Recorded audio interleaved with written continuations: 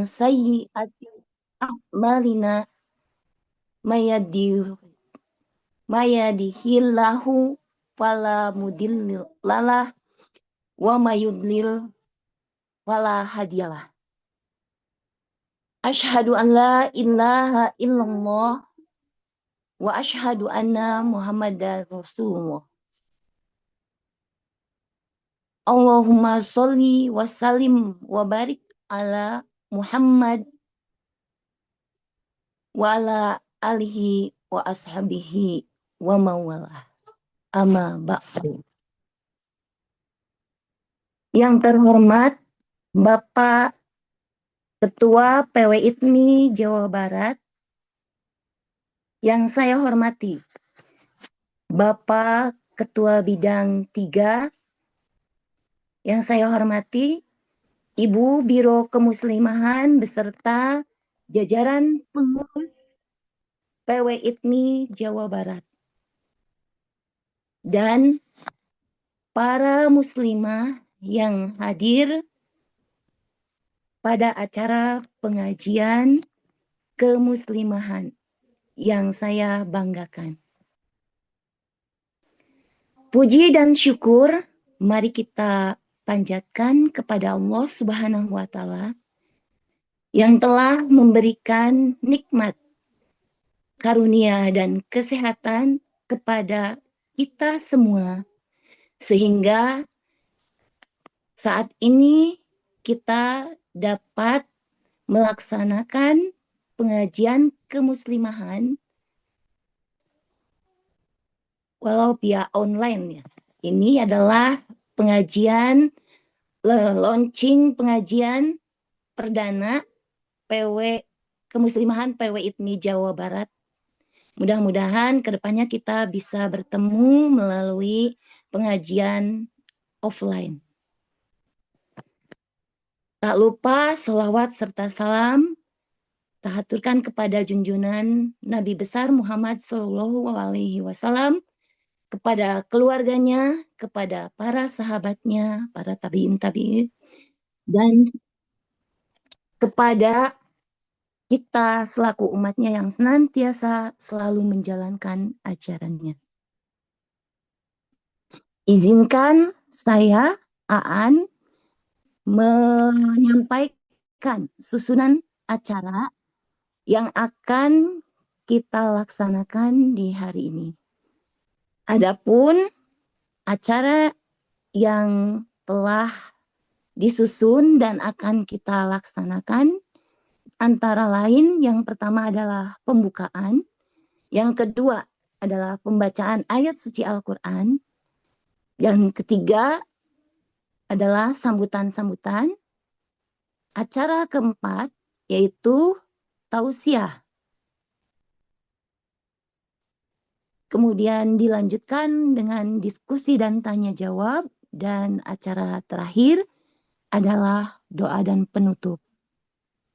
Untuk menghemat waktu, mari kita mulai dan kita buka acara ini dengan membacakan basmalah bersama-sama.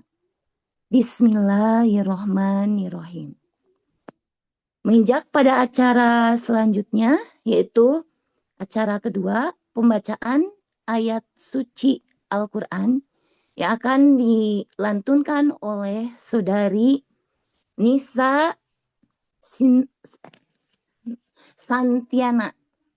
Kepada Saudari Nisa, waktu dan tempat dipersilahkan. Assalamualaikum warahmatullahi wabarakatuh. Assalamualaikum. A'udzu billahi minasy syaithanir rajim. Bismillahirrahmanirrahim.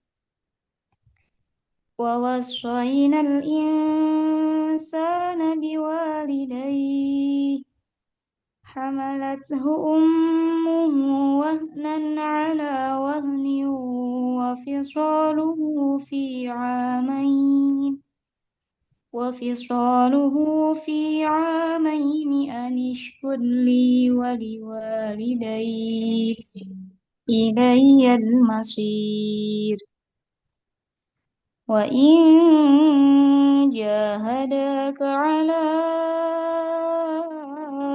أن تشرك بي ما ليس لك به علم فلا تطعهما وصاحبهما في الدنيا معروفا واتبع سبيل من أناب إلي ثم إلي مرجعكم فأنبئكم بما كنتم تعملون يا بني إنها إن تك مثقال حبة من خردل فتكن في صخرة أو في السماوات أو في الأرض يأت بها الله إن الله لطيف خبير يا بني أقم الصلاة وأمر بالمعروف وانه عن المنكر واصبر على ما أصابك إن ذلك من عزم الأمور ولا تصعر خدك للناس ولا تمش في الأرض مرحا إن الله لا يحب كل مختال فخور صدق الله العظيم. Terima kasih kepada Saudari Nisa yang telah melantunkan ayat suci Al-Quran. Semoga apa yang telah dibacakan memperoleh berkah bagi yang khususnya yang membacakan dan bagi kita yang mendengarkan. Amin ya robbal alamin. Menginjak acara selanjutnya yaitu acara sambutan-sambutan. Sambutan yang pertama akan disampaikan oleh Bapak Ketua PWITMI Jabar, Bapak Heri Mujianto. Kepadanya kami persilakan.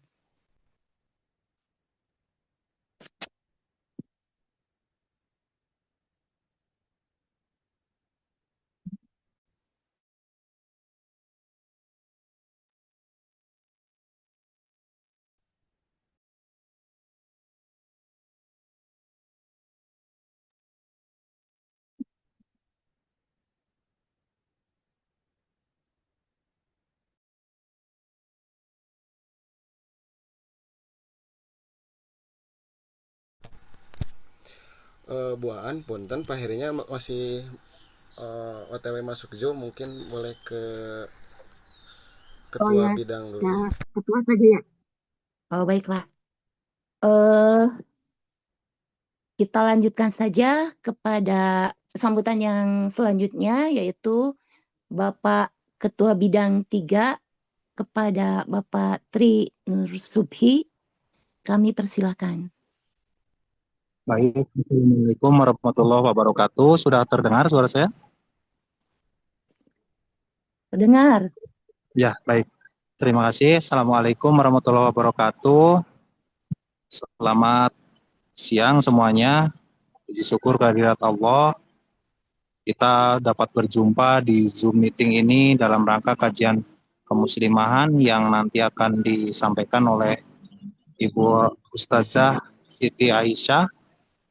Alhamdulillah, bidang 3 bersama Biro Kemuslimahan kali ini perdana mengadakan kajian kemuslimahan PWITMI Jawa Barat yang harapannya diikuti oleh seluruh PD yang ada di Jawa Barat. yang siang hari ini saya lihat di jumlah peserta sudah ada sekitar 18 peserta. Terima kasih moderator Ibu Aan, Kang Ade Iksan sebagai host, dan semuanya yang sudah hadir di Zoom ini. Saya berterima kasih sekali lagi atas atensinya, atas lelahnya sehingga dapat terlaksana kajian ini. Mungkin sekian dari saya kebetulan lagi di luar gitu ya. Jadi mungkin sekian dari saya biar tidak berlama-lama. Terima kasih. Assalamualaikum warahmatullahi wabarakatuh. Waalaikumsalam warahmatullahi wabarakatuh. Terima kasih Bapak Ketua Bidang 3 yang telah menyampaikan sambutannya. Untuk Bapak Ketua belum ada ya, Kang Ade? Jika memang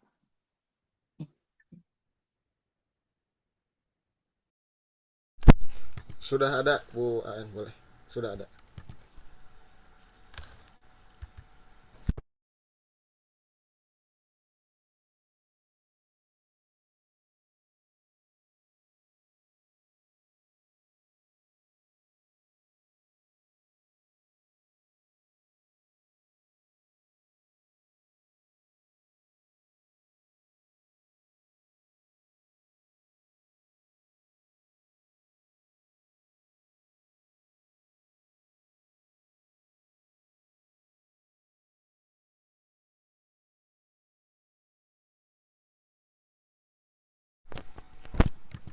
Baik Bapak Ibu, sepertinya Ibu Aan terlempar dari Zoom. Kita beranjak ke agenda selanjutnya, yaitu sambutan yang akan disampaikan oleh yang sama-sama kita hormati Bapak Ketua PWITMI Jabar, Bapak Ustadz Heri Mujianto SHI MPD. Kepada beliau disilakan.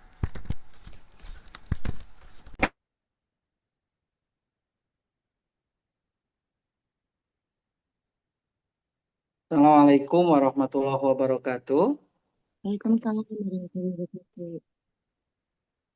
Mohon maaf tadi mic-nya baru di approve sama hostnya, jadi agak maaf.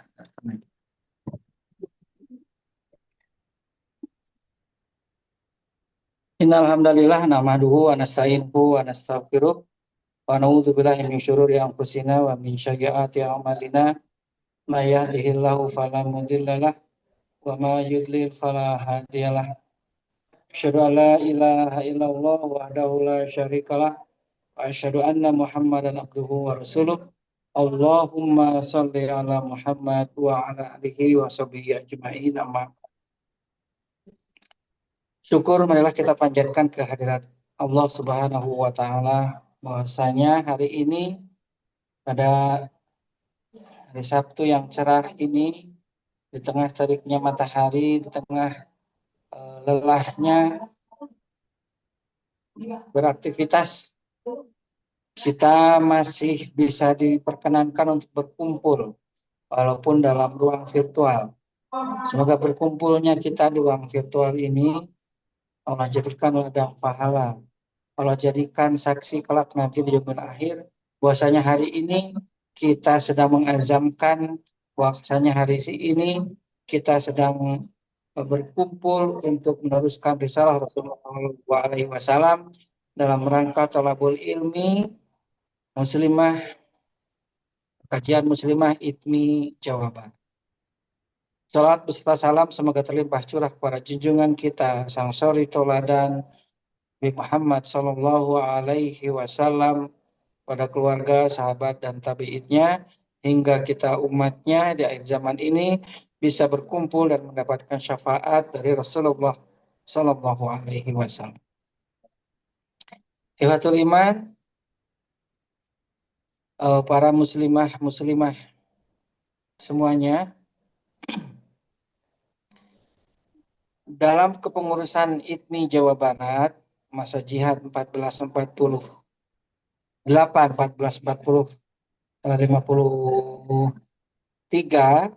alhamdulillah kajian muslimah ini adalah kajian yang pertama Mudah-mudahan program ini akan terus berlangsung, ya. Program ini diadakan adalah untuk mengakomodasi, karena muslimah-muslimah atau ukti-ukti semua ini adalah makhluk spesial, makhluk Allah yang spesial, makhluk Allah atau sebagai makhluk halus, ya. Oleh karena itu harus diadakan program secara spesial, yaitu program kemuslimahan. Sebagaimana dalam lingkup organisasi ITMI, dalam hari ini ITMI Jawa Barat, dari mulai pusat sampai Jawa Barat dan bahkan sampai daerah, ITMI mengkhususkan ada biro tersendiri, ada bidang tersendiri, ada garapan tersendiri tentang kemuslimahan. Hal itu menunjukkan bahwasanya Ikatan Tunanetra Muslim Indonesia, khususnya ITMI Jawa Barat, menaruh perhatian khusus atau mengkhususkan tentang kemuslimahan itu sendiri. Karena kemuslimahan punya privasi tersendiri, kemuslimahan punya hal-hal yang harus dibahas secara secara secret, secara tersendiri, gitu ya. Nah, melalui program pemberdayaan muslimah, ITMI Jawa Barat berupaya mengambil peran untuk itu, gitu ya. Kami ucapkan terima kasih atas nama pengurus wilayah. Saya Mujianto sebagai ketua wilayah mengapresiasi atas kinerja teman-teman bidang 3 yang tadi sudah diawali dari ketua bidang 3 Mas Tri Subhi, dari motor bidang 3 pemberdayaan dan kemuslimahan. Ya, tadi sudah menyampaikan arahannya terkait dengan kegiatan ini. Juga teman-teman Biro Kemuslimahan ITMI Jawa Barat dan teman-teman Serikandi ITMI Jawa Barat, para pengurus PW yang luar biasa yang berjihad, berjibaku untuk bagaimana caranya program ini bisa terlaksana. Kita tidak melihat banyak sedikitnya, tapi yang kita lihat adalah kualitas yang akan dihasilkan. Semoga dengan program-program yang akan dijalankan oleh teman-teman Biro Kemuslimahan ITMI Jawa Barat bisa mengakomodir, bisa menjembatani, bisa menjadi tempat surhat sesama muslimah ITMI Jawa Barat. Kegiatan ini tidak lepas atau tidak secara eksklusif harus teman-teman muslimah tunanetra. Ya, mudah-mudahan ke depan juga bisa berkolaborasi, bisa inklusif dengan muslimah-muslimah yang lainnya, supaya muslimah tunanetra Jawa Barat semakin keren. Muslimah tunanetra Jawa Barat tidak kuuleun. Muslimah tunanetra Jawa Barat bisa mengikuti perkembangan zaman tanpa meninggalkan akidah dan syariat. Selamat berkegiatan. Mudah-mudahan kajian ini selalu istiqomah di Sabtu ketiga di setiap bulannya. Dan mohon doa dan dukungan dari jamaah semua agar kita bersinergi dan bisa menjalankan program ini dengan sebaik-baiknya. Afwan bila kegiatannya ini banyak backsound dan tidak kondusif, saya sedang ada dalam kegiatan uji kompetensi pengajar Al-Quran Braille sampai dengan hari Ahad besok. Jadi tidak kondusif, mohon maaf atas kekhilafan, atas kekurangannya, atas ketidakkondusifannya. Dan setelah ini mohon izin saya pamit untuk melanjutkan kegiatan berikutnya. Demikian, barakallahu li wa lakum. Wassalamualaikum warahmatullahi wabarakatuh. Amin. Terima kasih kepada Bapak Ketua PW ITMI Jawa Barat yang telah menyampaikan sambutannya. Acara berikutnya yaitu acara inti yang sedang kita nantikan, yaitu acara tausiah yang akan disampaikan oleh Ibu Ustazah Siti Aisyah. Kepada Ibu Ustazah, kami persilahkan.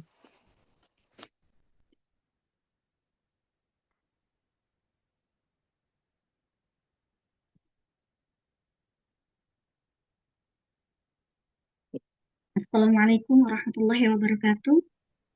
Waalaikumsalam. Iya, baik. Apakah suara saya terdengar jelas, teman-teman? Jelas, Bu Ustazah. Ya, baik. Bismillahirrahmanirrahim. Innal hamdalillah nahmaduhu wa nasta'inuhu wa nastaghfiruh wa na'udzu billahi min syururi anfusina wa min sayyiati a'malina may yahdihillahu fala mudhillalah wa may yudlil fala hadiyalah. Wa asyhadu an la ilaha illallah wahdahu la syarikalah wa asyhadu anna Muhammadan abduhu wa rasuluh. Assalatu wassalamu ala Rasulillah wa ala alihi wa ashabihi wa man walah wa man tabi'ahu ila yaumil qiyamah.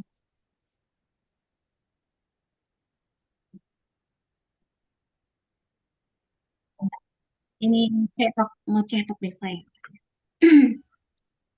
Ikhwan dan akhwat yang saya cintai dan insya Allah Allah muliakan. Alhamdulillah pada hari ini kita dipertemukan oleh Allah Subhanahu wa Ta'ala untuk bersama-sama mempelajari dan mengkaji ilmu Allah Subhanahu wa Ta'ala. Ya.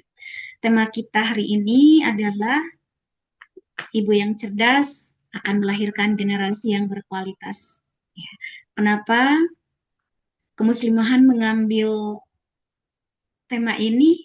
Karena memang sangat penting untuk kita, baik para ibu maupun para ayah, untuk mempersiapkan generasi yang akan datang agar negara kita menjadi negara yang baldatun thayyibatun warabbun ghafur. Negara yang baldatun thayyibatun warabbun ghafur tidak akan tercipta apabila dihuni oleh orang-orang yang tidak berkualitas. Nah, otomatis karena anak itu di dalam asuhan ibu, yang pertama kali mereka lihat, yang pertama kali mereka dengar tentunya adalah interaksi dengan ibunya. Oleh karena itu, sangat diperlukan perempuan-perempuan berkualitas yang akan mencetak perempuan-perempuan cerdas yang saya agar melahirkan generasi yang berkualitas. Sebenarnya sama ya.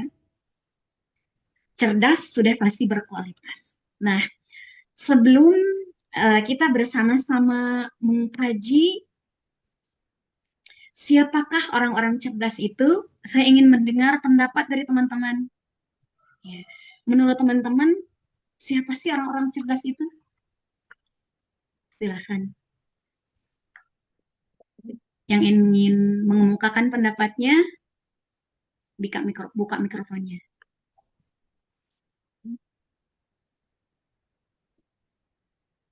Karena kita perlu menyamakan persepsi dulu. Apa yang dimaksud dengan kecerdasan? Siapa yang ingin mengeluarkan pendapatnya?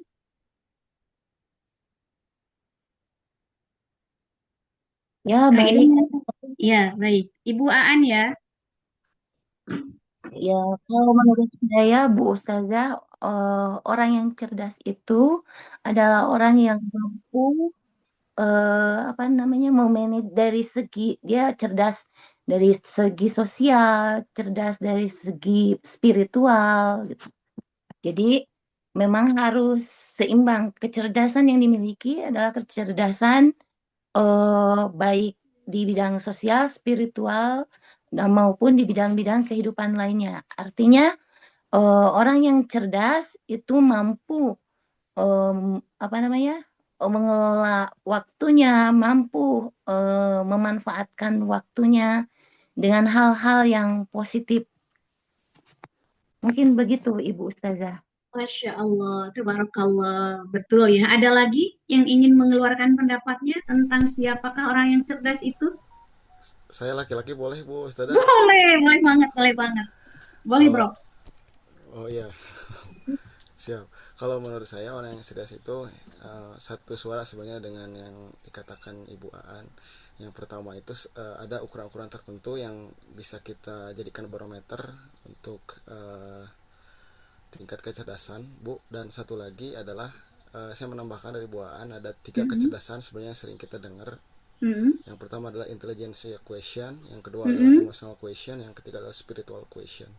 Dan ketiga itu harus berkesinambungan sehingga nanti kecerdasan itu akan paripurna seperti itu. Dan kecerdasan itu juga ada yang mengatakan tergantung saya cerdas tetapi berada di lingkungan yang tidak cerdas pun itu akan mempengaruhi kecerdasan seseorang. Terima kasih, Bu. Oke, Masya Allah, good.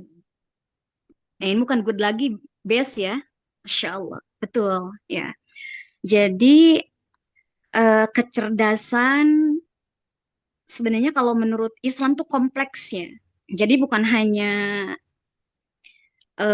kecerdasan secara intelektual yang mampu mengelola akal secara rasional dan analitik ya, tapi juga mencakup kecerdasan-kecerdasan yang tadi disebutkan ya. Saya menarik dengan apa yang dipaparkan menurut pendapat Bu Aan, Kang Iden itu memang saling melengkapi ya. Dan betul, para ulama mengkategorikan 3 poin kecerdasan ya. Yang pertama adalah kecerdasan secara intelektual. Ya. Nah, kecerdasan secara intelektual itu meliputi fungsi akal gitu ya. Kemampuannya untuk eh, menganalisis, kemudian eh, pengelolaan secara rasio. Nah, kemudian eh, bagian lainnya adalah pengelolaan di dalam emosional, ya, kecerdasan emosional dan kecerdasan spiritual. Nah, hal ini dirangkum oleh Al-Quran. Ya. Apa yang disebutkan tadi oleh teman-teman itu betul banget. Ya, betul. Nah, ini dirangkum oleh Al-Quran, di mana kecerdasan seseorang itu ya, berkaitan erat dengan fungsi akal yang bukan hanya mampu berpikir secara rasio, kemudian analisis yang bagus, pertahanan emosional yang bagus. Tetapi ada poin terpenting adalah secara spiritual. Saya mengutip dari berbagai sumber dan sumber-sumber tadi dari salah duanya ya, fungsi atau definisi kecerdasan yang disebutkan oleh teman-teman tadi. Dirangkum oleh Al-Quran bahwasanya kecerdasan menurut Al-Quran itu berkaitan erat dengan akal yang mampu membaca, mempelajari, serta memahami tanda-tanda kekuasaan Allah, serta mengambil pelajaran dari kisah-kisah, peristiwa-peristiwa kehidupan yang lalu, maupun berita-berita dari Allah Subhanahu wa Ta'ala, menundukkan hawa nafsunya, menundukkan akalnya berdasarkan wahyu, sehingga dapat membedakan apa yang hak dengan yang batil dan direalisasikan dalam amal soleh sebagai implementasi dari keikhlasan di dalam beragama ya, atau Hanifiyah. Nah, sekarang kaitannya dengan ibu ya.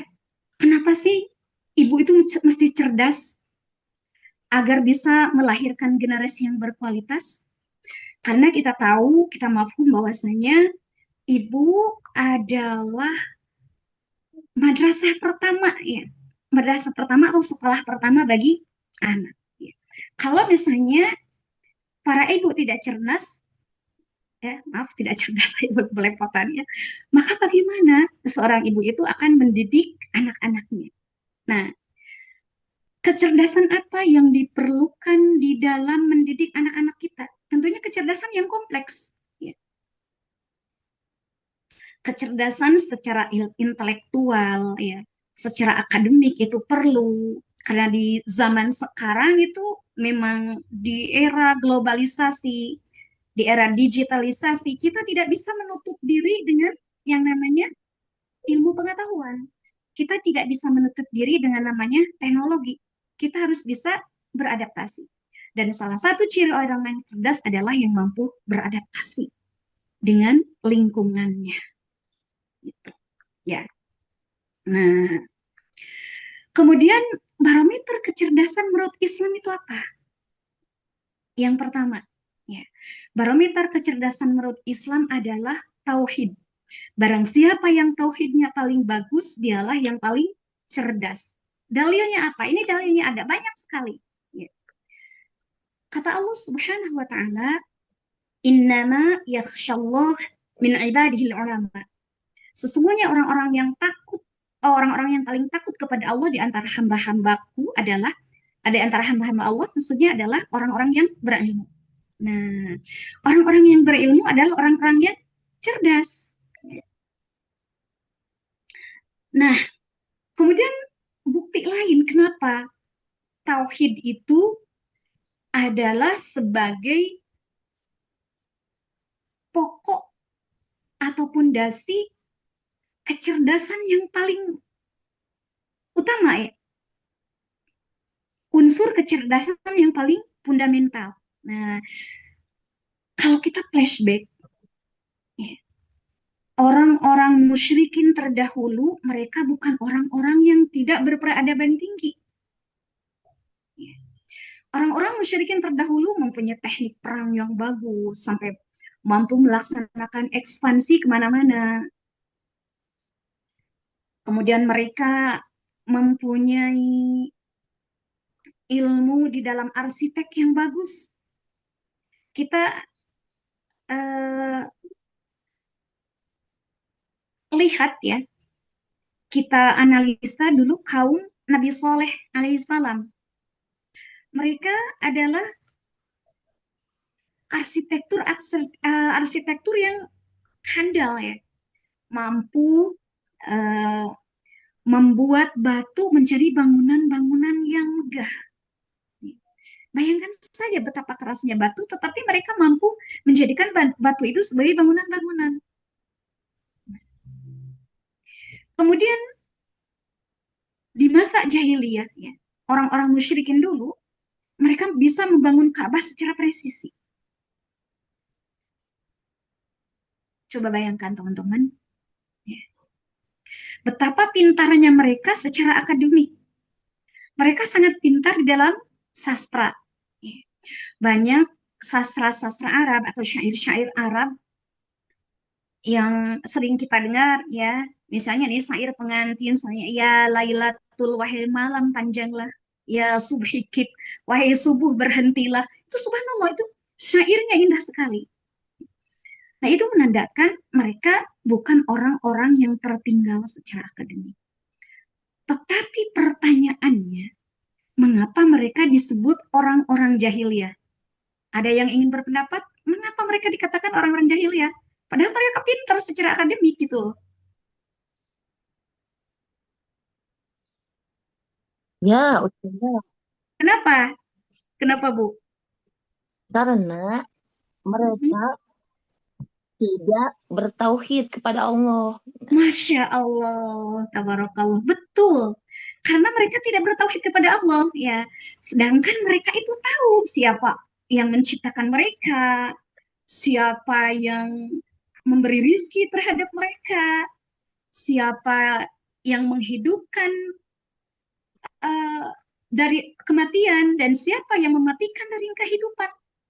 Masya Allah. Itu banyak sekali dalilnya ya. Di antaranya adalah Quran surat Yunus ayat 31. Ya.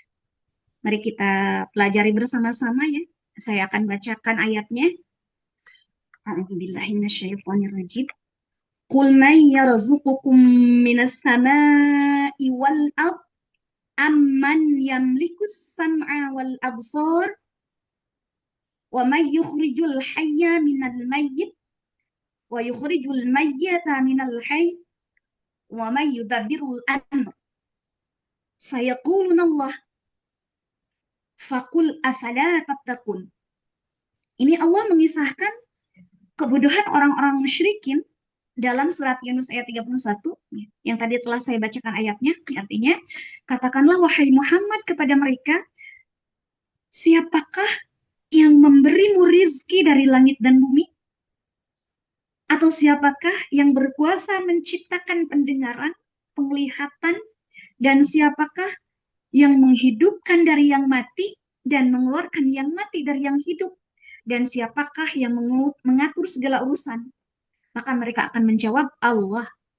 Maka katakanlah kepada mereka, mengapa kalian tidak bertakwa? Nah, ini kebodohan orang-orang musyrikin itu, mereka tahu siapa yang memberi rizki, mereka tahu. Ya. Mereka tidak mengatakan yang memberi rizki itu Lata, Uzza, tidak. Mereka mengatakan yang memberi rizki itu Allah. Tapi lucu gitu loh. Lucu banget. Mereka meyakini yang menciptakan mereka itu Allah, tapi mereka menyembah berhala, menyertakan ibadah mereka kepada selain Allah. Mereka berdoa kepada selain Allah. Mereka tahu siapa yang menghidupkan manusia, yang mematikan manusia, yang menumbuhkan tumbuh-tumbuhan, yang menghidupkan hewan-hewan, tapi lucu. Ya. Mereka tahu kok tidak mau menyembah Allah. Itu sampai Allah tuh, kenapa sih kalian tidak bertakwa? Kenapa sih kalian tidak menyembah aku? Nah, Allah Subhanahu wa Ta'ala itu banyak sekali apa namanya, mencantumkan alasan apa perintah-perintah tauhid kepada manusia sebagai pondasi kecerdasan manusia. Ya. Seperti tadi ini ada di surat Luqman yang dibaca oleh Ukhti Anissa. Luqman mendidik anaknya, ya bunayya la tusyrik billah inna syirka la zulmun adzim. Nah, zulmun itu para ulama ya menafsirkan adalah kebodohan, kegelapan, ya, atau kezaliman. Nah, zulmun itu adalah kebodohan. Jadi ketika kita berbuat syirik, maka kita berbuat kebodohan yang nyata. Na'udzubillah ini zalik. Nah, jadi ibu yang cerdas adalah yang paling bagus tauhidnya. Gitu. Nah, kemudian parameter kecerdasan yang selanjutnya menurut Rasulullah Shallallahu Alaihi Wasallam. Ini banyak dari dalil Al-Qur'annya, tapi tidak mungkin saya bacakan satu persatu karena waktunya juga tidak banyak ya. Nah, Rasulullah Shallallahu Alaihi Wasallam mengatakan bahwa orang yang paling cerdas itu adalah yang paling baik akhlaknya. Orang yang banyak mengingat mati. Dan orang yang mempersiapkan kematian itu sendiri dengan baik. Ini hadisnya nih. Afdhalul mu'minina ahsanuhum khuluqa. Wa aqyasuhum aktsaruhum lil mauti dzikra. Wa ahsanuhum lahu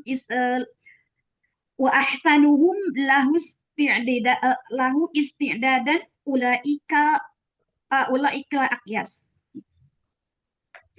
Kata Rasulullah SAW, orang yang cerdas itu adalah satu afdhalul mu'minina ahsanuhum khuluqa.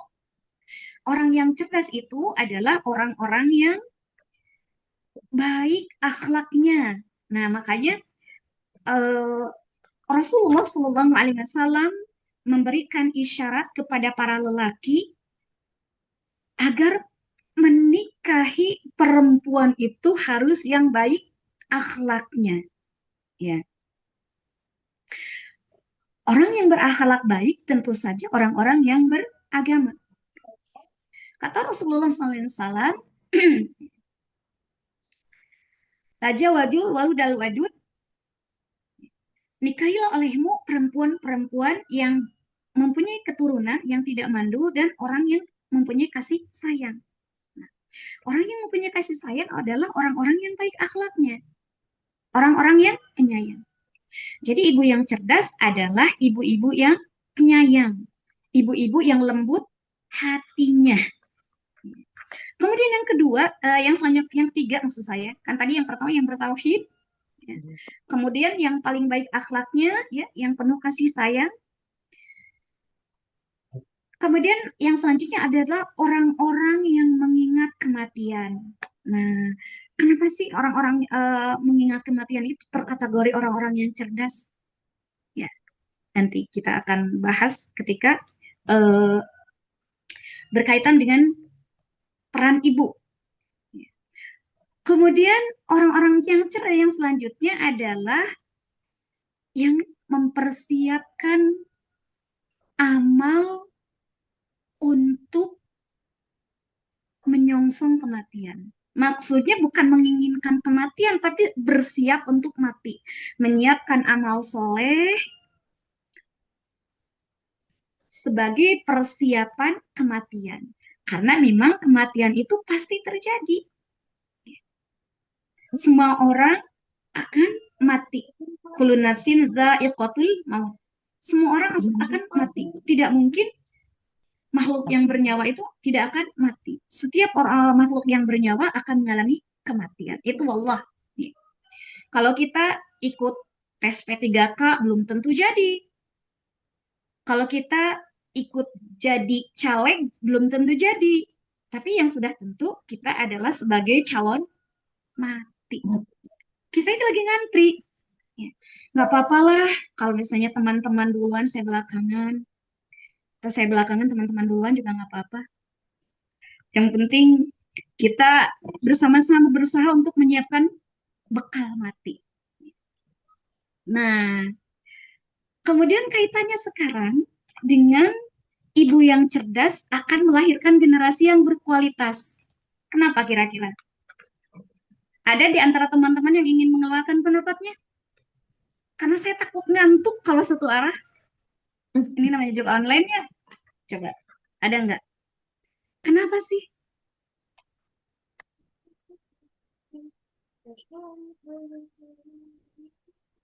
Untuk menyiapkan generasi yang berkualitas itu diperlukan ibu-ibu yang bertauhid, ibu-ibu yang berakhlak baik, ibu-ibu yang banyak beramal soleh untuk mempersiapkan matinya nanti, dan ibu-ibu yang banyak mengingat kematian. Kira-kira apa ini? Soalnya. Izin menanggapi Bu Aisyah. Boleh, silahkan. Iya, karena kan seperti yang kita tahu ya, kalau ibu tuh madrasah bagi anak-anaknya. Jadi kalau ibunya baik, kemungkinan besar anaknya juga baik. Karena kan pertama kali yang dilihat anak tuh ibu ya, pasti gitu. Jadi dia tuh akan mencontoh seseorang yang berada paling dekat dengannya gitu, Bu. Oh, namanya siapa, Dek? Ani, Bu. Bercanda. Masya Allah. Nah itu. Ya. Ada lagi? Ada lagi yang ingin mengemukakan pendapatnya? Kira-kira apa sebabnya? Kok ibu harus punya bekal kayak gitu? Apa coba? Oh, yang mau lagi. Tadi Hani benar itu. Hani benar. Bapak-bapak juga boleh. Enggak. Ayo, jangan ngantuk, jangan ngantuk. Iya, jangan ngantuk. Silahkan bapak-bapak juga mengeluarkan pendapatnya. Karena masalah ini bukan hanya masalah kami sebagai perempuan. Justru yang paling prinsipil ini masalah bapak-bapak ya. Karena kewajiban mendidik itu kewajiban para bapak. Kami para perempuan itu hanya ingin pahala dari ketaatan saja. Ya, mewakili bapak-bapak mendidik anak. Ya enggak? Betul. Iya. Sebenarnya ini bekal juga harus bapak-bapak nih. Baik yang pranikah maupun yang pasca nikah, pengantin baru, pengantin bari yang belum jadi pengantin, ini perlu bekal ini. Ya. Ayo Izin teman-teman. Bu, Oke. mungkin menambahkan ya dari Teh Hani yang tadi telah disampaikan, kalau ibu yang cerdas itu biasanya menjadi genetik juga kepada anak gitu. Secara neurologi kan biasanya nurun. Nah mungkin kalau ibunya yang cerdas akan melahirkan generasi yang yang kuat, yang berkualitas itu salah satunya secara itu juga gitu. Selain daripada ibu sebagai madrasah pertama bagi anak, secara genetik juga pasti akan nurun gitu. Iya, bisa juga ya karena Rasulullah Shallallahu Alaihi Wasallam ketika berbicara kepada sekelompok para pemuda, ya, syarat menikahi seorang perempuan itu diantaranya itu tadi keturunan, ya, wali nasabiha, wali jamaliha dan kecantikannya, ya, wali maliha dan hartanya, dan yang terakhir yang paling penting itu wali diniha. Sampai di garis bawahi di situ fadfar bidatidin, ya, fadfar bidatidin. Ketika kalian menikahi seorang perempuan karena agamanya, maka kalian akan beruntung. Ya. Nah ini artinya jangan juga dilupakan faktor keturunan. Ya, betul itu. Faktor keturunan juga menjadi penunjang. Ya. Jadi kalau istilahnya ideal nama bibit, bobot, bebet. Ya. Bibit itu keturunan, bobot itu kecantikan sama hartanya. Apalagi lah gitu pokoknya mah. Itu mah ideal banget ya teman-teman. Aku juga mau. Idealnya seperti itu ya. Idealnya seperti itu. Laki-laki memilih perempuan itu yang cantik secara fisik. Nah, tapi jangan melupakan kecantikan secara hati ya. Kecantikan secara ruhaniah. Kemudian hartanya. Ya. Kemudian keturunannya. Nah, kemudian tadi ada di hadis yang tadi menikahi perempuan itu harus yang tidak mandul, perempuan yang punya kasih sayang. Itu adalah Allah Subhanahu wa taala memberikan isyarat bahwasanya perempuan itu harus cerdas, harus berkualitas. Nah, bagaimana agar kita sebagai perempuan ya, persiapan menjadi ibu, kemudian yang tengah menjadi ibu, kita itu menjadi perempuan yang cerdas. Kuncinya apa? Belajar. Kita itu harus upgrading diri. Karena ibu yang cerdas akan mampu melaksanakan perannya dengan baik. Seperti yang tadi disampaikan oleh teman-teman, bahwasanya ibu itu merupakan sekolah pertama atau madrasatul ula. Nah, otomatis anak dalam asuhan ibu, ketika mereka kita pangku, yang pertama kali dilihat oleh bayi kita itu wajah kita sebagai ibu. Yang pertama kali suaranya dikenali oleh seorang anak adalah suara ibu. Yang pertama kali dirasakan kehangatannya oleh anak adalah kehangatan seorang ibu. Nah, otomatis ibu itu harus mampu menjadi kuduah yang baik. Ya. Nah, bagaimana menjadi kuduah yang baik apabila seorang ibu tidak cerdas? Ya. Bagaimana seorang ibu akan menjadi kuduah yang baik apabila agamanya tidak baik? Ya. Sedangkan di dalam Islam, pendidikan yang teramat pertama dan teramat penting itu adalah masalah tauhid. Seperti tadi di dalam surat Luqman ya, wa idh qala Luqmanu libnihi ya bunayya la tusyrik billah. Ya bunayya la tusyrik billah. Wahai anakku, janganlah engkau berbuat syirik. Inna syirka la zulmun azim. Karena sesungguhnya kesyirikan itu adalah kezaliman yang sangat besar atau kebodohan yang sangat bodoh. Ya.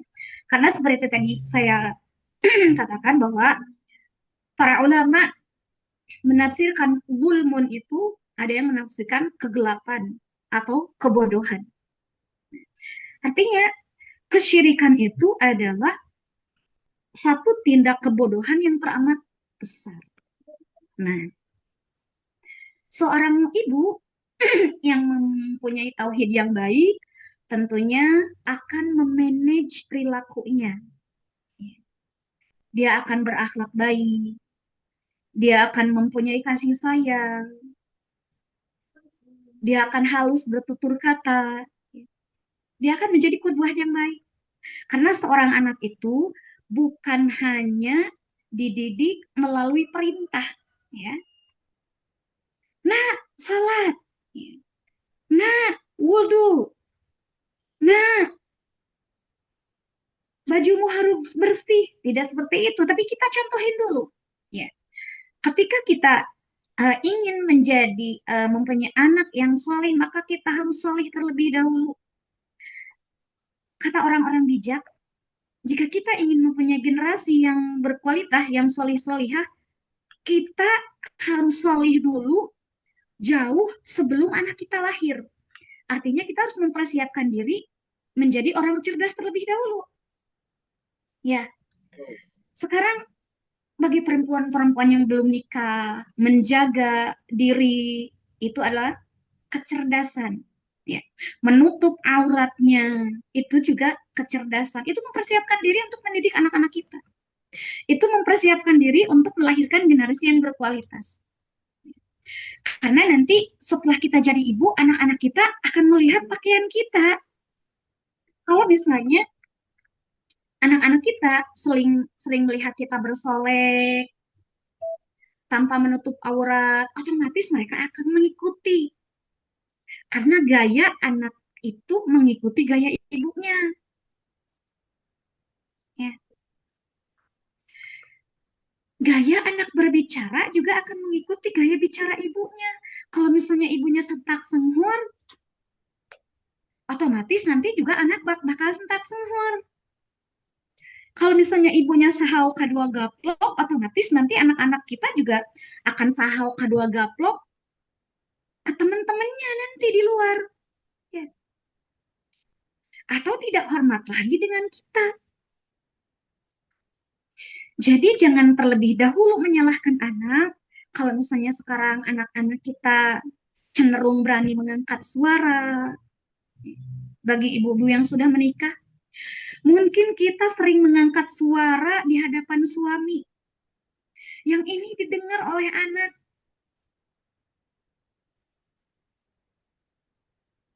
Jangan salahkan anak. Kalau misalnya ada keinginan itu mencak-mencak.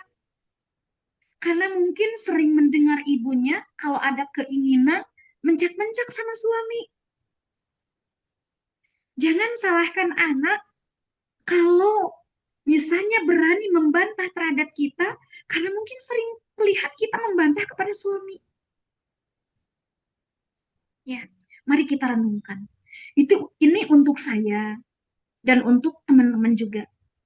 Saya membahas hal seperti ini bukan berarti saya sudah solihah. Saya hanya orang yang berusaha untuk itu. Dan kita semua berusaha, teman-teman.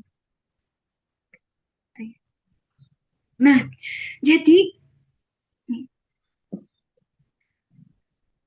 ibu yang cerdas itu akan melakukan perannya dengan baik. Karena yang pertama kali didengar, dilihat, dikenali adalah ibunya. Otomatis seorang ibu yang cerdas harus menjadi qudwah yang baik. Ya. Kalau anak kita ingin mempunyai mental yang kuat, kita dulu yang ngasih contoh mental yang kuat. Mari kita iktibar atau tadabur dari kisahnya Hajar istri Nabi Ibrahim alaihissalam. Sekarang saya ingin mendengar pendapat teman-teman. Apakah Hajar adalah wanita yang cerdas atau bukan?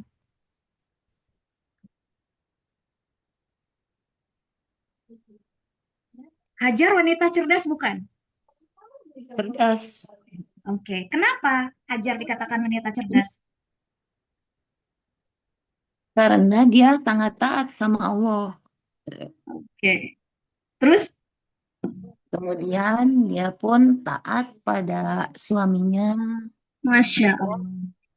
Dia Betul. pun berhasil untuk mendidik anaknya agar turut pada perintah Allah. Betul. Betul sekali. Hajar itu mengumpulkan kecerdasan yang sangat kompleks. Ya. Pertama, dia tuh tauhidnya bagus sekali kepada Allah.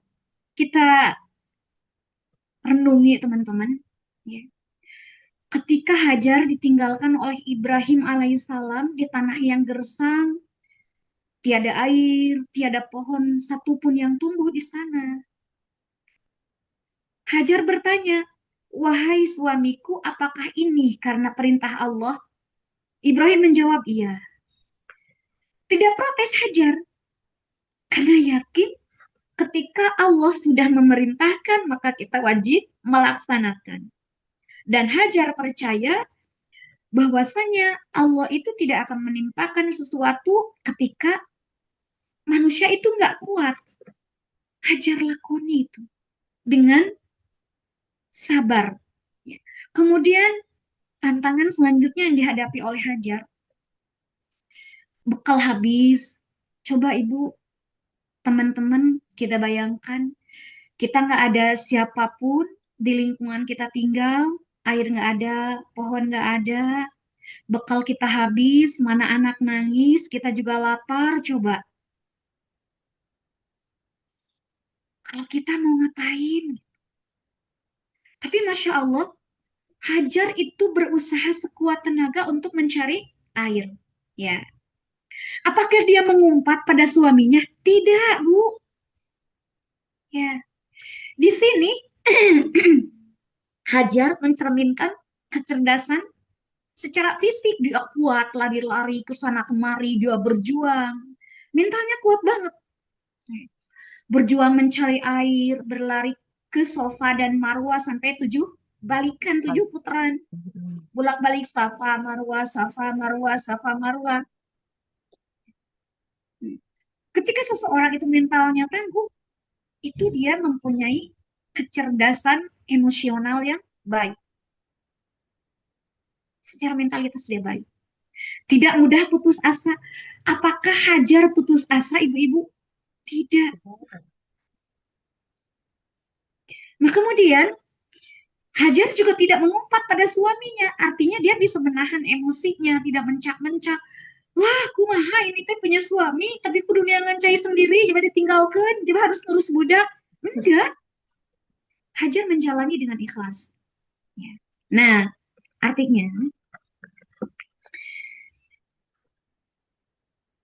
apa yang dilakukan Hajar ini harus diterapkan oleh kita di zaman modern sekarang. Tantangan mendidik anak itu teramat besar sekarang ya Bu. Kalau dulu tantangan Hajar, tidak ada manusia, tidak ada teman, tidak ada makanan, tidak ada tumbuh-tumbuhan, panas yang menyengat, itu tantangan bagi Hajar. Nah sekarang mungkin tantangan kita lebih kecil dari itu. Nah kita manusia banyak, ada teman untuk interaksi ya. Kalau misalnya kita tidak mampu melakukan sesuatu, bisa minta tolong orang, bisa minta bantuan orang. Rumah kita juga ada, tidak kepanasan. Tetapi yang paling menantang bagi kita adalah apa ini? Apa nih kira-kira menurut ibu-ibu yang paling membuat kita pusing 7 keliling di dalam mendidik anak sekarang?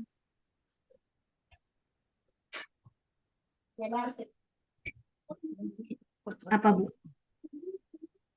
Kemajuan teknologi. Iya ya Bu ya benar. Dengan kemajuan teknologi, berbagai informasi sampai dengan mudah terhadap kita. Ya. Kebiasaan-kebiasaan yang baik, kebiasaan-kebiasaan yang buruk, dan yang paling bikin kita pusing 7 keliling, malah kebiasaan-kebiasaan negatif, budaya-budaya negatif yang sering mudah terserap oleh anak-anak kita. Ya, kalau misalnya kita nggak punya ilmu untuk menjaga mereka, jangan sampai kita kecolongan ya, jangan sampai kita kebobolan anak-anak kita menjadi generasi-generasi yang menjadi sasaran empuk orang-orang liberal, orang-orang sekuler. Ya. Sebagai Muslim yang baik, kita memang tidak bisa menutup diri terhadap teknologi, teman-teman, ya, Bapak Ibu. Hanya saja kita harus dapat memanfaatkan teknologi tersebut untuk membangun Islam. Nah, bagaimana kaitannya dengan anak-anak kita? Tentu saja kita harus menjadi filter bagi mereka, harus menjadi fasilitator bagi mereka. Apa yang dimaksud kita harus menjadi filter bagi mereka? Kita harus membimbing mereka dalam menggunakan teknologi akan dipergunakan untuk hal-hal yang baik. Ya, misalnya untuk belajar, baik belajar secara akademik maupun untuk religi. Ya. Kan bisa bisa memanfaatkan teknologi misalnya dengan ruang guru. Itu kan bagus ya. Atau misalnya dengan aplikasi Islami itu banyak ya. Saya nanti takut disangka di endorse kalau misalnya saya menyebutkan aplikasi ya. Tapi memang banyaklah nanti aplikasi-aplikasi yang bermanfaat ya. Ini saya sebutkan ini wallah saya nggak di endorse karena saya pengen teman-teman juga dapat manfaat dari itu. Biasanya kita bisa menggunakan Hijrah App. Ya. Hijrah App di situ banyak artikel-artikel bagus yang bisa dibaca oleh anak-anak kita, dibaca oleh kita, bekal Islam. Ya. Di situ juga ada tafsir-tafsir Al-Quran, Masya Allah, bagus sekali ya. Kalau misalnya atau website ada muslimah.or.id atau misalnya Muslim Afia, Al-Manhaj, ya, banyak website yang bagus. Nah, apabila kita tidak bisa teknologi, nggak bisa kita buka website. Nggak bisa kita buka aplikasi. Nah, terus kemudian, kalau misalnya aplikasi-aplikasi itu tidak kita nikmati, ya, medsos-medsos ini tidak kita isi dengan hal-hal yang baik, saya takut jujur dan ini menjadi ketakutan semua aktivis dakwah. Kalau misalnya kita tidak memanfaatkan media sosial ini dengan kajian-kajian, dengan dakwah-dakwah atau dengan status-status yang baik, takut malah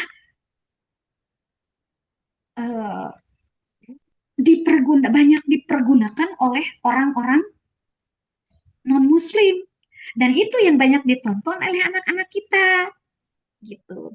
Jadi saya memang senang sekali di Jawa Barat ada YouTube-nya, terus menyiarkan kajian, menyiarkan kegiatan-kegiatan keagamaan. Nah, ini juga bagus untuk tontonan anak-anak kita.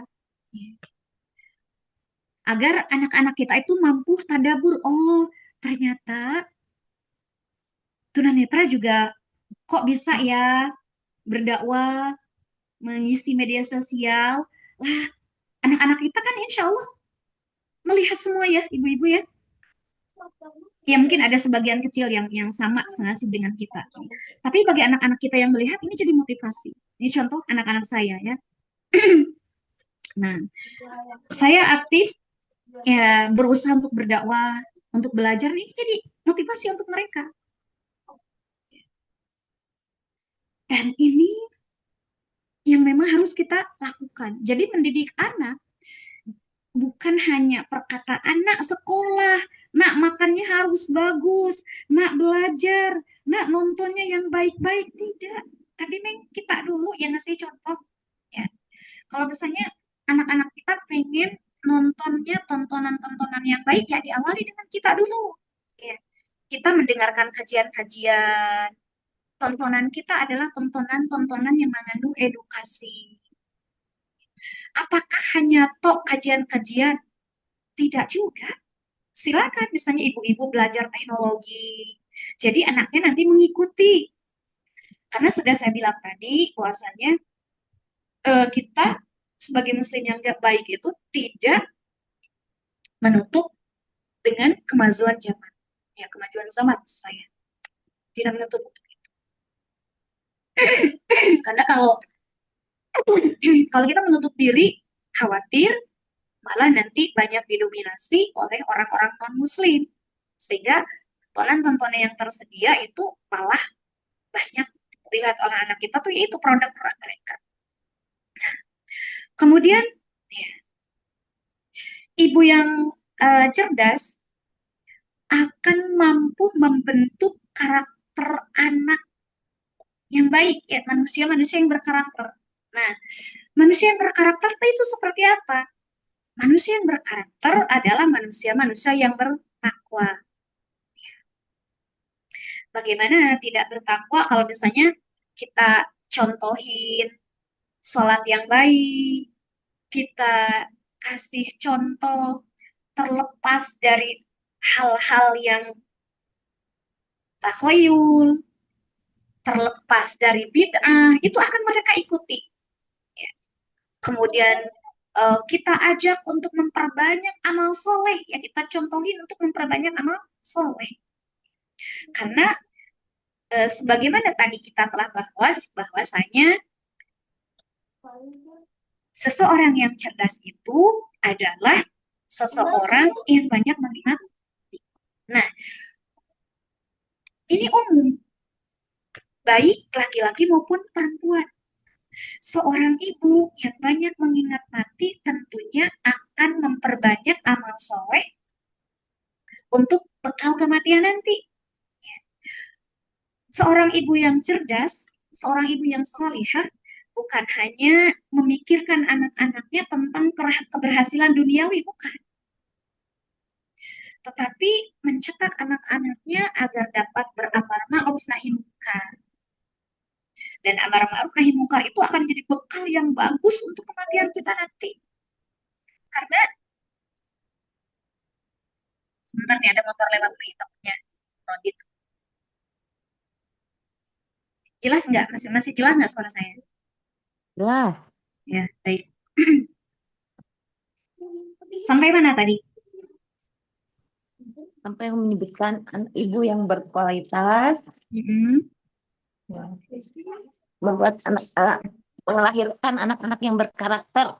Iya, baik. Nah, seorang ibu yang mengingat kematian itu akan berusaha mencetak anak-anaknya menjadi manusia-manusia yang bertakwa, karena karakter yang paling baik itu adalah orang-orang yang takwa. Inna akramakum indallahi atqakum. Ya. Itu karakter yang super. Karakter yang paling baik bagi manusia adalah karakter-karakter orang-orang yang bertakwa. Jadi seorang ibu yang cerdas itu bukan hanya mendidik anak itu hanya untuk berbakti kepada orang tua, tetapi juga mendidik anak agar peduli terhadap umat. Ibu yang cerdas itu akan mendidik anak-anaknya bagaimana hubungan interaksi secara sosial dengan makhluk Allah lainnya, ya, baik dengan hewan, tumbuhan maupun sesama manusia. Karena betul-betul yakin bahwasanya anak-anak yang soleh itu akan menjadi tabungan kita nanti. Setelah kita meninggal, tidak ada lagi yang bisa kita lakukan, terputus amal kita. Salah satu yang menjadi bekal itu adalah doa-doa anak yang solih. Nah, mempersiapkan anak yang solih atau generasi yang berkualitas adalah salah satu cara mempersiapkan kematian. Nah, kemudian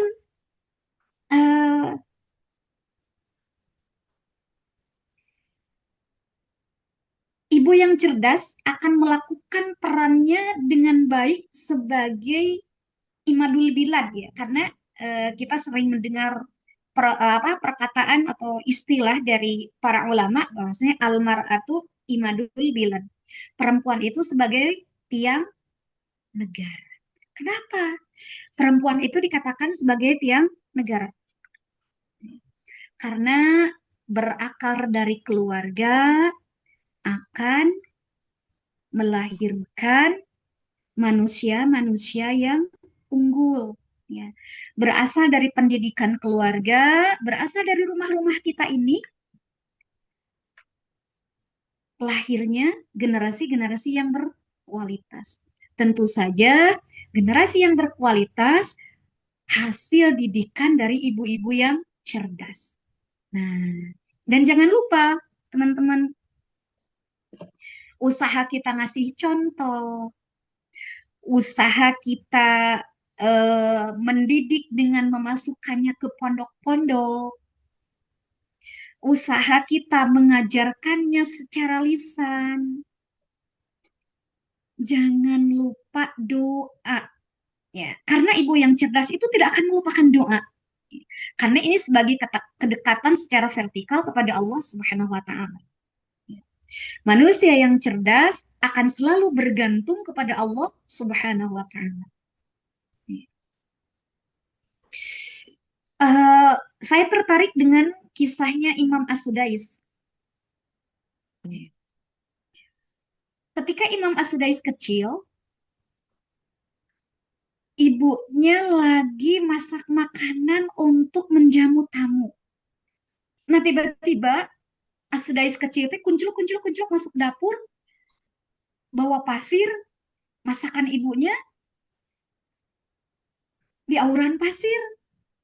Coba, kalau ibu-ibu rek kumaha tah, lamun keur masak di auran keusik ku budak. Coba, ibu-ibu kumaha eta? Ya. Nyarekan dari ibu mah nya. Kasup abi minimal diciwit pernah Bu. Tapi Masya Allah, ibunya Imam As-Sudais itu wanita yang sangat cerdas, menahan emosi, merenya makanan sakitu-kituna buat nyuguhan tamu jadi kotor sama pasir. Nah, sana kamu pergi ke Masjidil Haram biar jadi imam Masjidil Haram. Nah, emosi yang seharusnya meledak-ledak itu dipergunakan untuk mendekatkan diri kepada Allah dengan ucapan yang baik. Apakah ibunya Imam As-Sudais itu kehul? Pasti kehul, Bu. Udah jelema kan ya? Pasti. Pasti gondok meren, Bu. Cuman beliau itu pandai mengelola emosi yang terrealisasi dengan dapat mengelola lisan dengan sangat baik sehingga lahirlah doa yang baik. Sana kamu pergi ke Masjidil Haram biar jadi imam Masjidil Haram, Masya Allah. Kabul, Ibu. Sekarang Syekh As-Sudais menjadi salah satu imam di Masjidil Haram. Ya, fix ya. Setuju semuanya bahwasanya dari ibu yang bertauhid, dari ibu yang berakhlak mulia, dari ibu yang banyak beramal soleh karena mengingat kematian dan menyiapkan segala sesuatunya untuk kematian akan melahirkan generasi yang cerdas. Baik, sudah berapa menit saya berbicara teman-teman? Takutnya kebablasan ini. Coba dicek dulu. Nanti takutnya tidak cukup dengan untuk ruang diskusi ya. Jadi cek dulu. Udah jam berapa sekarang? Mungkin bisa lanjut diskusi, Bu. Udah Oke. 14.20. Iya, baik. Mungkin sebelum saya tutup ya, saya kembalikan dulu ke moderator. Kita buka ruang diskusi, tapi mungkin hanya untuk berapa pertanyaan ini teman-teman? Untuk berapa orang pertanyaannya? Oh ya, baik Ibu Ustazah. Ini sudah jam 14.20 ya. Mari kita berdiskusi, membuka untuk tanya jawab sesi pertama dulu ya. Tadi yang telah disampaikan oleh Ibu Ustazah tentang ibu yang cerdas melahirkan generasi yang berkualitas. Untuk itu bagi para ikhwan akhwat, para muslimin wal muslimah yang soleh dan soleha, mari kita untuk tanya jawab, sesi tanya jawab, kita buka satu termin dulu ya untuk 3 penanya ya. 3 penanya.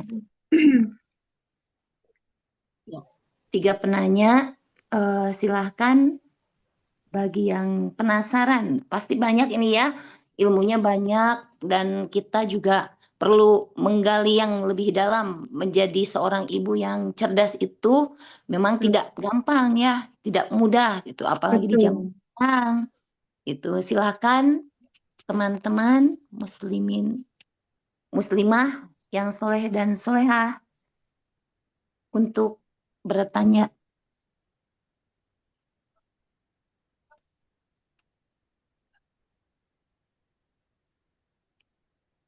Ya, Assalamualaikum warahmatullahi wabarakatuh. Waalaikumsalam warahmatullahi wabarakatuh. Selamat siang ya, selamat siang menjelang sore Ibu Ustazah, Ibu Aisyah. Menarik sekali tentang diskusi di sore yang berbahagia ini. Oh ya, perkenalkan saya Anwar Abu Bakar dari Kabupaten Bandung. Ini suara saya terdengar nggak ya? Jelas, Pak. Sangat jelas, Pak. Oke. Nah, mengenai diskusi yang tadi kita bahas tentang kemuslimahan, bagaimana untuk mendidik anak ya supaya menjadi soleh dan soleha, mungkin kiat-kiatnya telah disampaikan oleh Ibu Ustazah Aisyah tadi, begitu bagus gitu ya Ustazah. Namun demikian saya meminta kiat-kiat nih, kan kalau memiliki atau ingin mendidik anak itu ya harus memberi ilmu yang bagus, mungkin makanan yang halal kan kayak gitu ya. Betul. Gitu. Nah, saya juga minta supaya Ustazah itu menjelaskan bagaimana nih ada teman-teman kita, ada salah satu pengurus belum memiliki istri dan belum punya anak, otomatis bagaimana mendidik anak. Nah, tolong dimotivasi agar beliau segera untuk memiliki istri, begitu Ustazah. Terima kasih. Assalamualaikum warahmatullahi wabarakatuh. Waalaikumsalam warahmatullahi wabarakatuh. Iya, gimana, langsung dijawab atau gimana, Ibu moderator? Ya, kalau misalnya kita tampung dulu ya, Bu Ustazah. Barangkali ada lagi yang bertanya. Assalamualaikum, saya Teh. Waalaikumsalam warahmatullahi wabarakatuh. Teh Siska. Oke. Ya, boleh. Gini Ustazah, saya mau tanya. Saya pernah dengar istilah bahwa wanita itu dihiasi apa diselimuti ya, dihiasi dengan rasa malu. Nah, benar apa tidak ya nggak tahu ya, itu seperti itu. Pernah saya mendengar kalimat seperti itu. Nah, kaitannya dengan materi siang hari ini, alhamdulillah gitu ya, Allah karuniai kami itu putri dua-duanya. Nah, pernah saya menyampaikan ke kedua putri saya kalau wanita itu harus punya rasa malu gitu.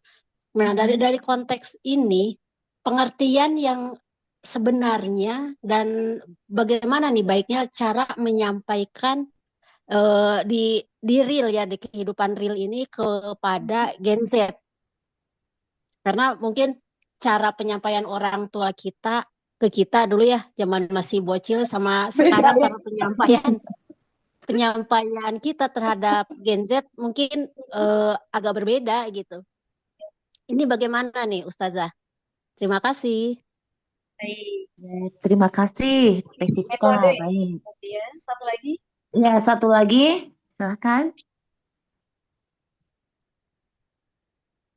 Barangkali dari para muslimah.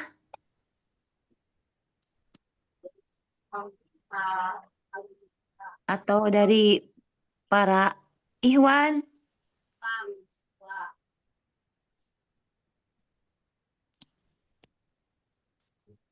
Nampaknya masih berpikir, Bu Ustazah.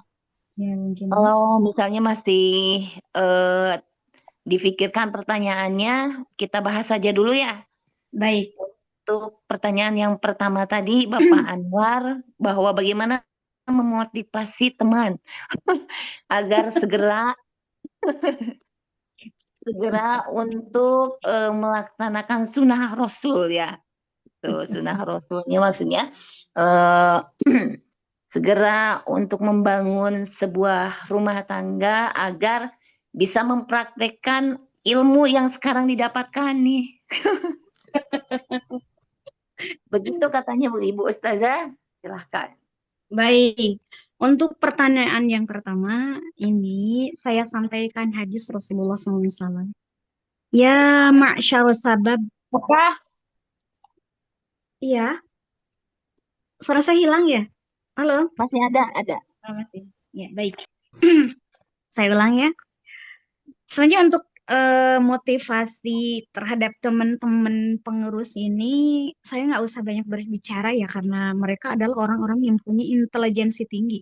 Jadi saya hanya akan membacakan sebuah hadis Rasulullah SAW. Ya ma'syar sabab, wahai para pemuda, ini stata'a minkumul ba'd, apabila kalian telah mampu menikah, fal yatazawwaj, maka menikahlah kalian. Fa illam yastati, dan apabila kalian belum mampu untuk melakukan nikah, fa alaihi bisyam, saumlah, fa innahu lahu wijaun, karena sesungguhnya saum itu menjadi perisai. Ya, jadi kalau yang sudah mampu menikah, ya menikahlah. Karena menikah itu adalah sunnah Rasulullah Sallallahu Alaihi Wasallam. Barang siapa membenci sunnah Rasulullah Sallallahu Alaihi Wasallam, maka kata Rasul, bukan tergolong umatku. Ya. Faman raghiba an sunnati falaisa minni. Yang udah mampu maka nikah cepat. Ya. Yang belum mampu tundukkan pandangan, berpuasa, gitu ya. Tapi jangan puasa terus ya. Tapi kayaknya di sini udah mampu semua untuk nikah. Tapi memang seperti bahasan kita, biar pernikahan kita, biar melahirkan generasi yang berkualitas, pertama nikahnya harus niat ibadah. Ya. Niat menambah keturunan, dan keturunannya itu keturunan yang solihah. Agar terbentuk keturunan yang solihah, pilih perempuan yang solihah. Ya. Tunkahul mar'atu arba'ah. Li jamaliha, limaliha, walinasabiha, walidiniha, fadfar bidatidin. Ya. Dikalilah perempuan itu dengan 4 hal. Karena kecantikannya, karena hartanya, karena keturunannya, karena agamanya. Dan apabila kalian memilih perempuan itu karena agamanya, pasti beruntung, gitu kata Allah ya, bukan kata saya. Tazawwajul waludal wadud. Nikahilah perempuan yang tidak mandul dan perempuan yang penyayang. Nah, jadi untuk teman-teman siapapun yang belum nikah, carilah perempuan yang penyayang. Ya, carilah perempuan yang akhlaknya baik. Dan para perempuan juga harus mempersiapkan diri nih. Ya.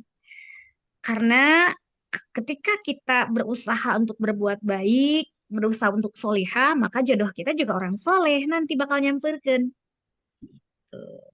Jadi yuk. Baca hadisnya yang tadi, renungi, pelajari, dan amalkan. Itu sih motivasinya dari saya. Kemudian yang kedua, pertanyaan dari Bunda Siska ya. Iya. Betul. Perempuan itu perhiasannya ada rasa malu. Nah, malu di sini bukan malu balengkeong, ya. Bukan malu untuk melakukan sesuatu kebaikan, ya. Tetapi malu untuk bermaksiat, malu untuk melawan kepada Allah, ya. Malu untuk memperlihatkan aurat kepada lain jenis, ya. Malu untuk tabarruj, itu malu yang dimaksud. Dan bagaimana metode menyampaikannya? Ya, ya pertama kita contohin dulu. Ya, kita contohin dulu. Kalau misalnya ketemu lawan jenis yang bukan mahram kita contohin anak-anak kita untuk menundukkan pandangan. Karena salah satu ciri orang yang mempunyai rasa malu itu menundukkan pandangan di hadapan bukan mahram, ya. Baik, kalau perempuan di hadapan laki-laki ajnabi, kalau laki-laki di hadapan perempuan ajnabiyah. Ya, contohin dulu. Ya, kemudian untuk agar anak kita malu apabila memperlihatkan auratnya, tidak tabaruj, kita contohin dulu agar kita tidak tabaruj. Nah, kemudian kita manfaatkan media sosial, ya, karena bagaimanapun sekarang kita tidak bisa lepas dari media sosial, ya. Arahkan anak-anak kita ke kajian-kajian para ummahat, ya. Tetapi memang platformnya itu harus yang terpercaya, platformnya itu harus sudah terverifikasi gitu, karena memang kalau kita nggak pintar menggunakan platform media sosial sekarang salah-salah menjadi pisau bermata dua, sana ngiris sini ngiris. Ya. Tetapi kita harus mampu memilih platform media sosial mana yang mampu untuk membantu maksud saya, ya karena tadi kan pembangunan yang utama itu dari contoh kita, ya kan lisan tadi teteh sudah ya. Ya, teteh sudah mendidik anak tadi dengan lisan itu udah ngasih tahu perempuan itu harus punya malu, gitu. Nah kemudian karena lisannya sudah tadi, berarti tinggal contoh dan saya yakin contoh sudah, ya. Nah pertanyaan ini adalah mewakili teman-teman semua karena pertanyaan adalah separuh dari ilmu, bukan Teh Siska tidak tahu. Ini sebenarnya agar tergali lebih dalam dari materi ini. Ya. Saya percaya Teh Siska udah ngasih contoh, udah mendidik dengan lisan. Bahkan saya juga yakin udah mengarahkan putri-putrinya ke platform media sosial yang baik, tontonannya yang membangun karakter. Ya. Karakter yang dimaksud Islam adalah takwa. Nah, kemudian jangan lupa berdoa. Ya, berdoa jangan lupa. Kita mohon pada Allah Subhanahu wa taala agar anak-anak kita menjadi anak-anak yang solih-solihah. Anak-anak kita menjadi orang-orang yang beriman. Karena rasa malu itu adalah tanda mempunyainya keimanan seseorang. Ya, al-haya'u minal iman. Malu itu adalah merupakan unsur dari keimanan seseorang. Maka doa tuh jangan lepas. Rabbana hablana min azwajina wa dzurriyyatina qurrata a'yun waj'alna lil muttaqina imama. Itu doa kita. Ya kepada Allah Subhanahu wa taala. Ya, mohon anak-anak kita agar menjadi generasi yang baik, generasi yang dibanggakan oleh Rasulullah Shallallahu alaihi wasallam kelak di hari kiamat. Ya. Mungkin begitu jawabannya teman-teman. Iya, terima kasih Ibu Ustazah. Mudah-mudahan Ibu Siska dan Pak tadi itu siapa Anwar ya? Pak Anwar apa namanya merasa kalau belum puas berarti kan nanti bisa menggali lagi tuh ilmu-ilmu di referensi-referensi yang lain. Betul. Selanjutnya barangkali masih ada dalam pembahasan ini karena memang ini sangat seru sekali nih sebenarnya. Menjadi seorang ibu yang cerdas itu kita harus tauhidnya yang sangat kuat. Apakah sudah bertanya pada diri kita, kita itu sudah memiliki tauhid yang kuat di zaman sekarang ini karena memang itu fondasi ya. Fondasi Iya yang betul. benar-benar harus dipegang. Dengan itu semua akhlak dan sebagainya itu akan terjaga anak-anak kita. Itu silahkan para muslimah dan ikhwan akhwat lainnya, para ibu-ibu, bapak-bapak, barangkali masih ada yang penasaran. Para teteh yang belum menikah juga boleh, karena memang ini persiapan ya, Bu Iya Ustazah. betul. Iya. Saya izin Boleh. bertanya. Iya, silakan. Izin ya bertanya, ini terkait pernikahan sebenarnya. Eh, Kadang saya itu masih takut ya, takutnya nggak ya apa tidak terpenuhi gitu secara materi. Nah, itu kira-kira bagaimana ya? Gitu. Pengen sih pengen nih, tapi takut tidak terpenuhi secara materinya. Gitu. Itu Bu Ustazah katanya ini sudah siap sebenarnya, namun rasa takut menyertai, takut nggak bisa memberikan makan, mungkin ya begitu ya maksudnya, makan yang layak, maksudnya Iya, memberikan apa sandang pangan papan gitu ya. betul. Iya, betul. Ada lagi mungkin ditampung dulu aja.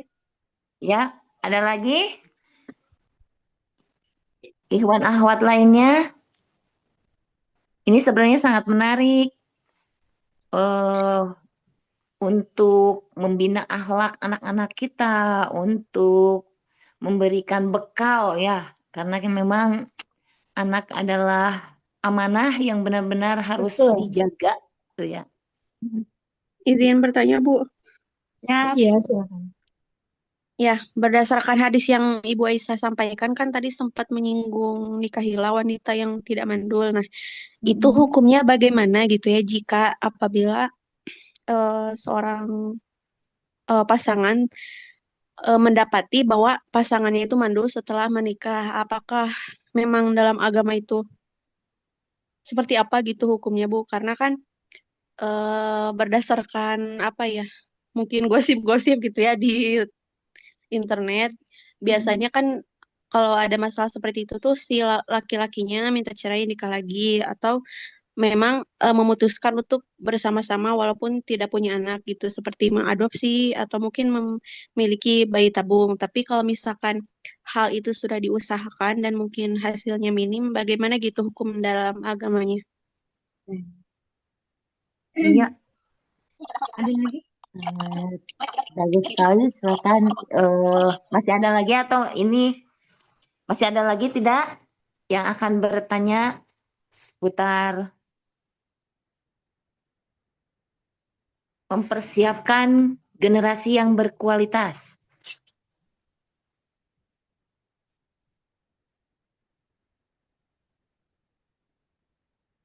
Atau mungkin kita bahas saja dulu Ibu Ustazah. Tadi dari pertanyaan yang pertama, mempersiapkan secara materi untuk sebuah pernikahan.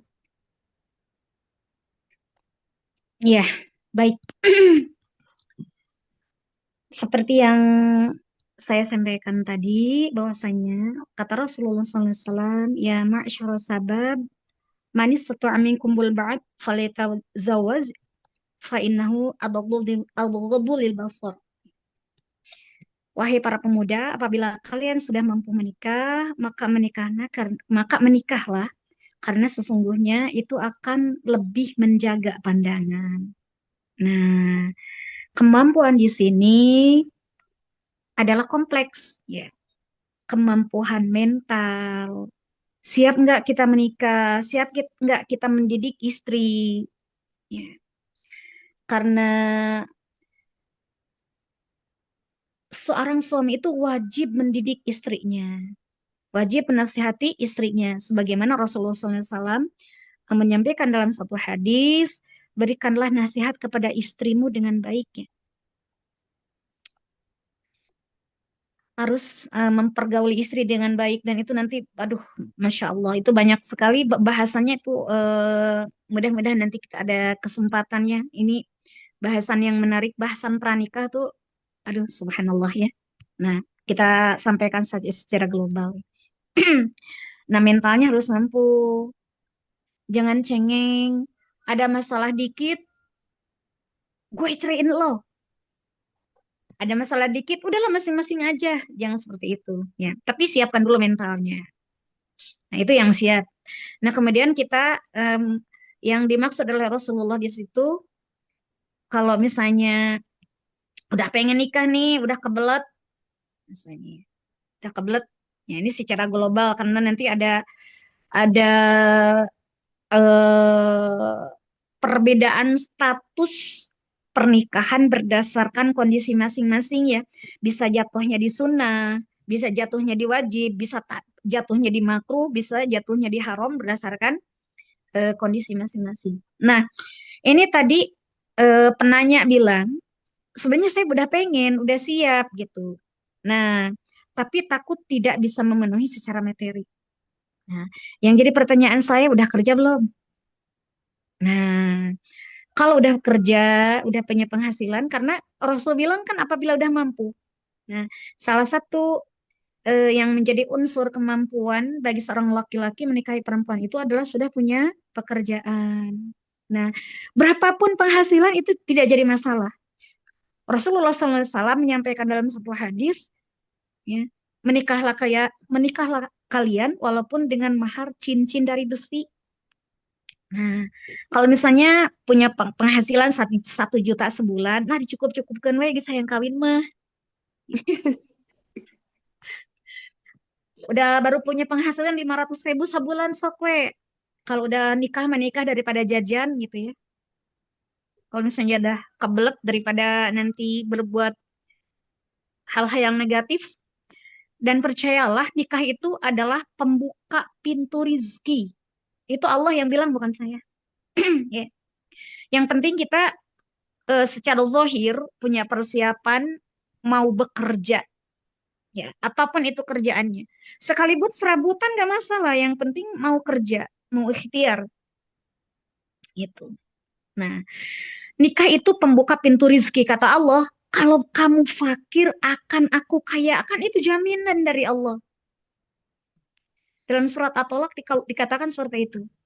Jadi kalau misalnya secara mental udah siap, biologisnya juga udah kebelet, udah punya kerja, walaupun penghasilan belum maksimal, sok gara nikah we. Ya. Cuma nanti pasangannya dikasih tahu, ya calon istrinya dikasih tahu. Kita jangan ada yang ditutupi, penghasilan saya tuh sakieu neng, mau nggak nikah sama saya? Tuh, ya sampaikan kepada pasangan kita, dan tauhidnya, ya, jangan lupa. Percayalah sama janji-janji Allah, karena Allah nggak akan bohong. Bahwasanya nikah itu adalah pembuka pintu rizki, dan yang fakir akan Allah kayakan melalui pernikahan. Itu ya. Jadi kalau can gawe masih keneh bubudakeun, sok we mending keneh persiapkan dulu mentalnya, persiapkan dulu materinya. Karena istri itu harus dikasih nafkah, itu kewajiban gitu. Cuman nafkahnya ya sekemampuan kita gitu. Yang penting itu eh, syarat dasar makan itu terpenuhi gitu ya.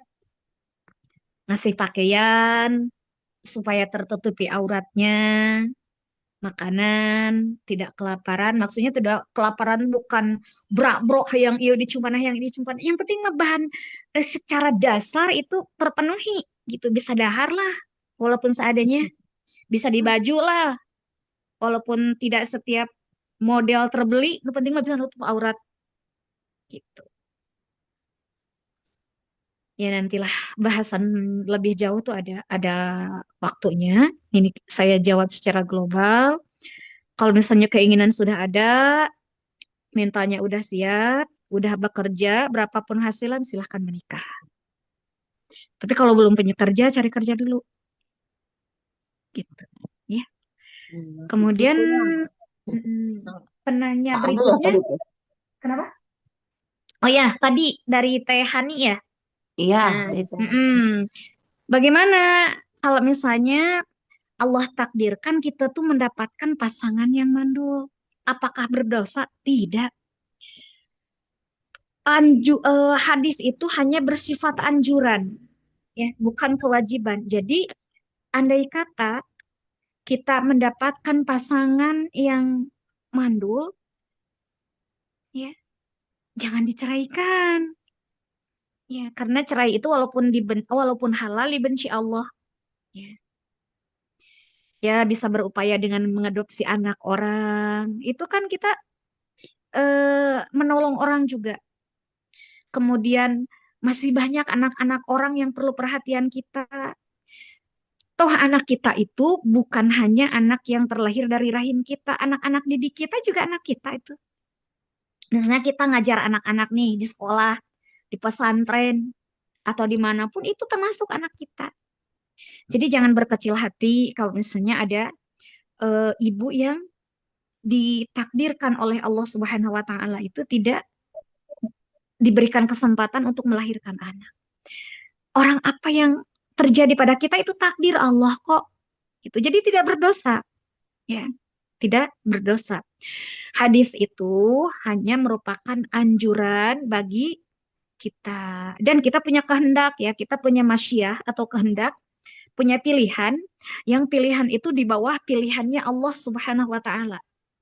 Kita berusaha memilih pasangan sesuai dengan apa yang Allah anjurkan melalui lisan Rasulullah SAW, ya, yang kita tahu ini teh keturunan yang tidak mandul, misalnya ibunya tidak mandul, anaknya bapaknya tuh mandul, dan mau mungkin mandul atau udah punya anak manehna gitu ya.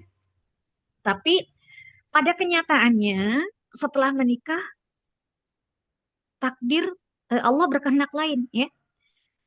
Ditakdirkan pasangan kita itu tidak diberikan kesempatan untuk melahirkan. Itu tidak masalah. Lanjutkan saja rumah tangganya. Lanjutkan saja. Tidak berdosa. Begitu. Ya. Karena yang paling ya, baik.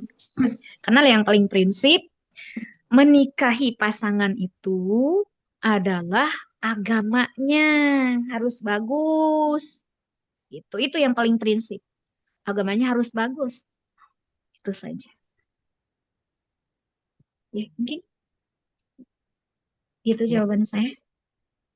Iya, terima kasih Ibu Ustazah. Jadi itu jawabannya bagi penanya Teh Hani dan Kang Ade. Jadi sebenarnya punya keyakinan ya, harus punya keyakinan dulu, keyakinan Allah maha mengetahui. Gitu.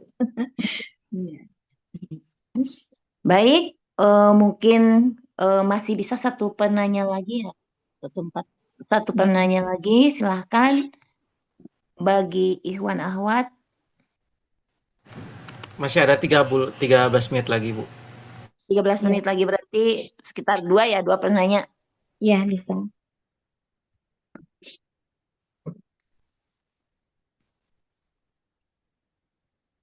Silahkan Akang Teteh, ibu-ibu, bapak-bapak yang masih penasaran dengan apa yang sedang kita bahas, yaitu ibu yang cerdas akan melahirkan generasi yang berkualitas. Dari pembahasan yang sudah Ibu Ustazah sampaikan mengenai ibu yang cerdas itu harus memiliki tauhid yang kuat, kemudian berakhlak mulia, mengingat kematian, yang memiliki rasa kasih sayang. Untuk permasalahan, boleh dikaitkan dengan permasalahan dengan zaman sekarang ini, karena memang kalau melihat tuntunan dari kalau orang-orang zaman dahulu tidak seberat zaman sekarang ya, Bu Ustazah. Iya, betul. Zaman emak-emak kita mah belum ada medsos ya. Iya, benar. Kalau sekarang mah aduh paciweuh anak-anak teh pokoknya mah. Iya, betul. Dan memang harus ada role model bagi ya tentang Itu dia. penggunaan gadget itu ya kalau ibu bapaknya tetap mainnya anak-anaknya tidak akan Nah, itu dia. ya itulah. Kita dulu lah yang berperan sebagai kudwah gitu ya. Kalau kata Abu Anak, roles model gitu ya. Betul itu. Oh, Oke. Oke, masih ada. Mungkin Kang Ade di YouTube ada tidak yang bertanya? Sebentar, Bu.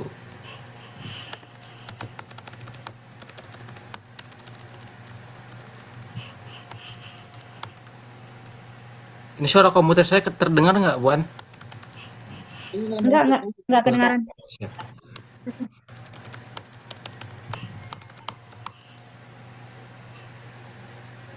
Tidak ada, Bu, di chat juga tidak ada. Di chat juga tidak ada. Di mana ini nih yang di sini para muslimah yang soleha, para ikhwan, masih ada yang penasaran? Barangkali kesulitan membuka mikrofon,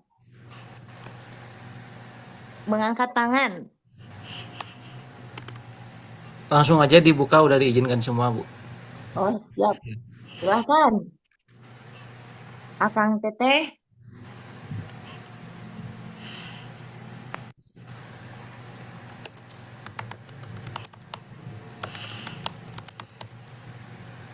Nampaknya entah apakah ini pada ngantuk atau mungkin serius sedang merenungkan kajian yang telah disampaikan oleh Ibu Ustazah untuk bekal mendidik para putra-putrinya agar bisa berkualitas, memiliki karakter, apalagi kalau sekarang aja di sekolah teh Ibu Ustazah kita tadi disuruh memiliki karakter sesuai dengan Jawa Barat ya. Karakter memiliki 5 karakter katanya nih. Kita jabar yang berkualitas. Iya. Iya, katanya harus cager, bener, pinter, singer, katanya itu. Iya. Itu semuanya dirangkum oleh Al-Quran itu dalam bentuk ketakwaan. Nah, karakter seperti itu ya. Cager, singer, itu kan mukmin yang kuat itu. Betul. Mukmin yang kuat itu lebih baik daripada mukmin yang lemah. Ya kalau tidak ada lagi penanya, mungkin kita simpulkan saja mungkin ya Ibu moderator ya. Iya, siap. Ya. Mungkin closing statement dari saya, ibu yang cerdas itu akan dapat menjalankan perannya dengan baik sesuai dengan tuntunan Al-Quran dan Sunnah. Ya, semoga kita menjadi wanita-wanita yang solihah, wanita-wanita yang dapat mencetak generasi yang berkualitas. Kurang lebihnya dari saya mohon maaf. Saya sebagai manusia biasa banyak kesalahan, banyak kekhilafan dalam bertutur kata. Apabila ada perkataan-perkataan yang dapat menyinggung teman-teman, saya mohon islah, saya mohon dibukakan pintu maaf dari teman-teman. Kemudian semoga yang sedikit ini bermanfaat dan menjadi cahaya bagi saya dan bagi teman-teman semua. Waktu saya kembalikan kepada Ibu Moderator. Wassalamualaikum warahmatullahi wabarakatuh. Oh, sebentar Bu, Waalaikumsalam saya bentar. warahmatullahi Ada chat ini dari wabarakatuh. Teh Siska ini. Oh, kenapa? Bentar, bentar Bu.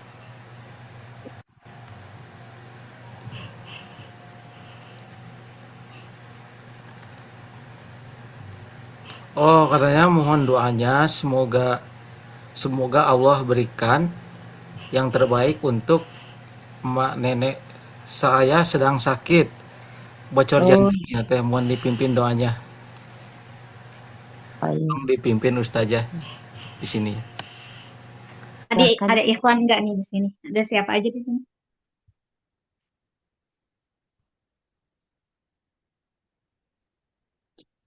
Baik, kalau tidak ada ya.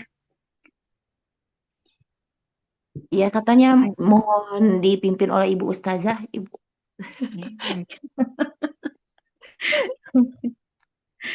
Baik, saya kita mendengar berita dari Teh Siska bahwasanya nenek beliau ya tengah diuji oleh Allah Subhanahu Wa Taala. Syafahullah untuk neneknya Teh Siska. Semoga Allah Subhanahu Wa Taala menguatkan beliau, menguatkan keluarganya, dan senantiasa Allah Subhanahu Wa Taala memberikan kekuatan atas ujian ini, baik untuk keluarganya maupun untuk diri orang yang diuji tersebut. Silahkan membaca surah Al-Fatihah masing-masing.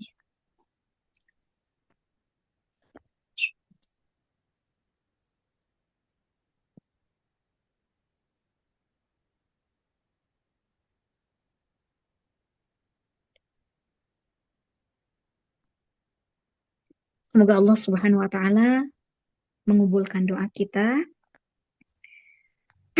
dan kita tutup majelis ini dengan doa kafaratul majlis. Subhanakallahumma wa bihamdik asyhadu an la ilaha illa ant astaghfiruka wa atubu ilaik. Saya kembalikan lagi ke Ibu moderator.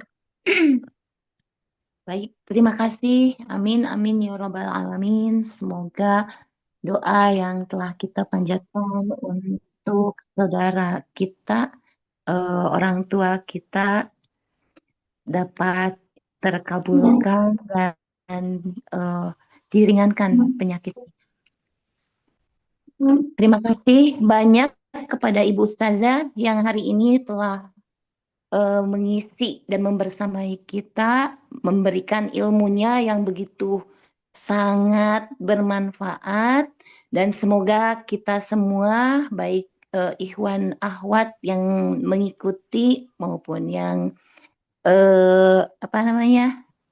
bersama kita di sini di YouTube dan di Zoom, kita dapat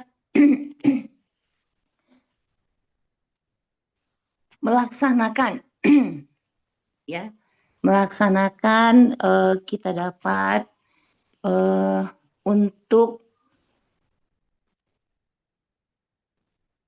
bisa mempraktekannya dalam kehidupan kita sehari-hari. Dan insya Allah dengan ibu yang cerdas, dan yakinlah dengan segala doa dan upaya kita akan memiliki generasi yang berkualitas dengan memiliki kecerdasan sosial, emosional, intelektual, dan spiritual. Selain tadi dengan dibekali tauhid yang kuat, akhlak yang mulia, dan selalu mengingat kematian. Barakallahu fiik. Alhamdulillah kajian hari ini, kemuslimahan hari ini telah selesai, dan saya sebagai pembawa acara mohon maaf yang sebesar-besarnya jika dalam pembawaan acara ini atau mendampingi acara ini banyak sekali kesalahan dan saya masih belajar. Ya, sekian. Mudah-mudahan kita dapat bertemu kembali di offline ya, selain di kajian online. Mohon doanya agar kita semua pengurus dapat tetap istiqomah untuk selalu menjalankan segala program-program yang sudah dibuat. Akhirul kata, Assalamualaikum warahmatullahi wabarakatuh.